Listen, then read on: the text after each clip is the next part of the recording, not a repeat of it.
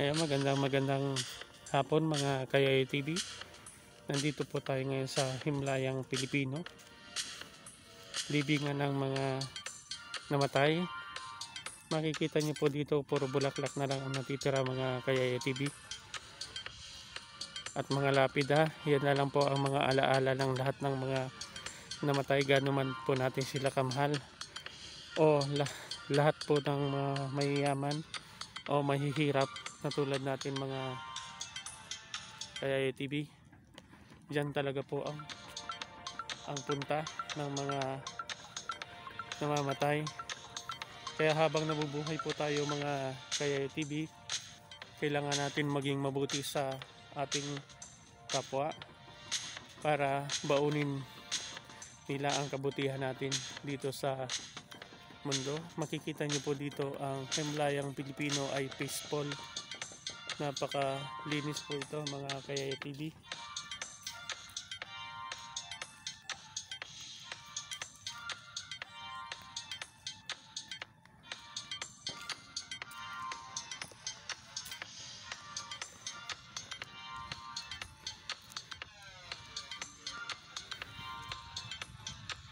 Hanggang dito sa taas. Ayan, makikita nyo po dito green na green mga Kayay TV ang mga libingan dito.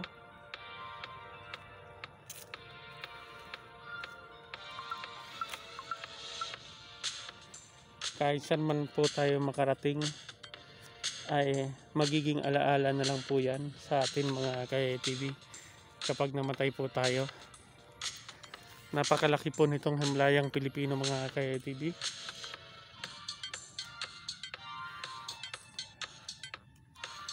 Hanggang doon sa kabila na yon.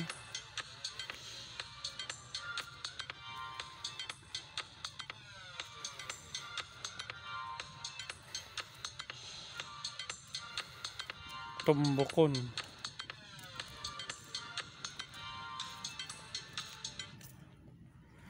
Kahit gaano natin sila kamahal mga Kayay TV, ang lahat ng tao dyan pupunta sa lupa. Kaya lahat tayo ay dapat natin isipin ang kabutihan ng mga tao habang nabubuhay tayo. Kailangan ay maging mabuti tayo sa kapwa. Mahalin natin ang ating kapwa. Mahalin natin ang mga nagmamahal sa atin, lalo na ang mga magulang natin. Kailangan mahalin natin sila dahil sila ang nagbigay ng buhay sa atin. Una, ang Diyos ang nagbigay ng kaluluwa natin para mag-isip tayo ng mabuti sa ating mga kapwa mga Kayay TV. Kailangan lang natin isipin ang kabubuti ng ating mga anak at mga magulang.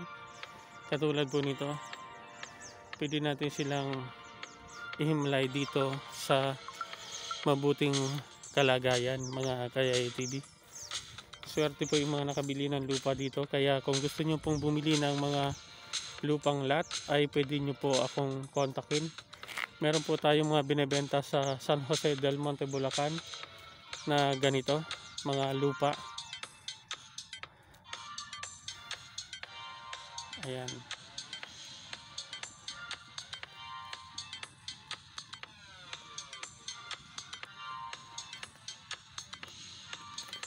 Mga special na libingan po ito dito mga Kayay TV.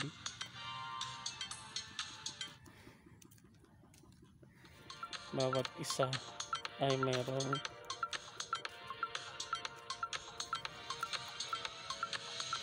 babalik na po tayo sa sasakyan natin mga Kayay TV para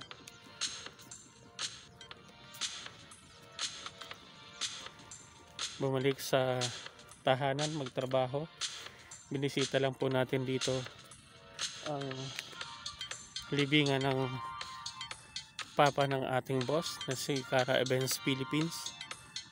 Makikita nyo po dito mga Kayay TV, kakaunti lang ang mga dumadalaw sa kanilang mga namayapa o namatay. Ngayon po ay napakaraming namatay dahil sa COVID-19 mga Kayay TV. Kaya lagi po tayo mag-ingat sa ating mga paglalakad. Magsuot po parati tayo ng face mask, face shield para paprotektahan po natin ang ating sarili. Kailangan po natin mag-ingat. Bukod sa pananalangin sa Ama na nasa langit, kailangan po nating mag-ingat para hindi po tayo mahawa ng mga sakit na lumalaganap ngayon sa buong mundo, mga Kayaya TV. Ayan. Sana ay may natutunan po tayo sa aking ibinahagi ngayon. Lahat ng tao po ay lahat dyan pupunta sa ilalim ng lupa. Ayan. Ayan. Makikita nyo po dito, mayayaman o mahihirap ay nakalibing po dyan. Guwapo, maganda, pangit, kuba o lahat na po.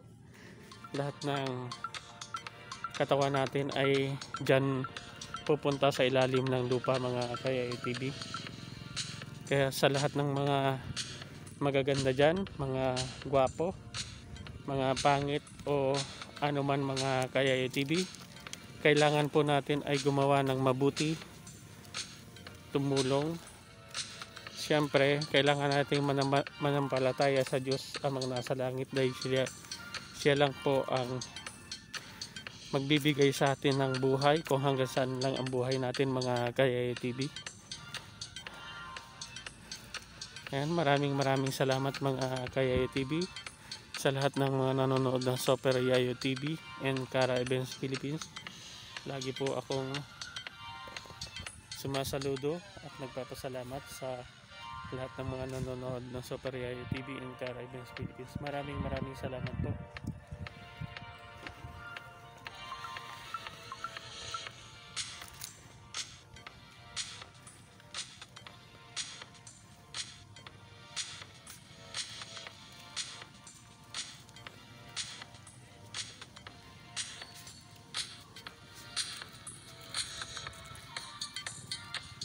Ito po ang entrance gate, papalabas po o papasok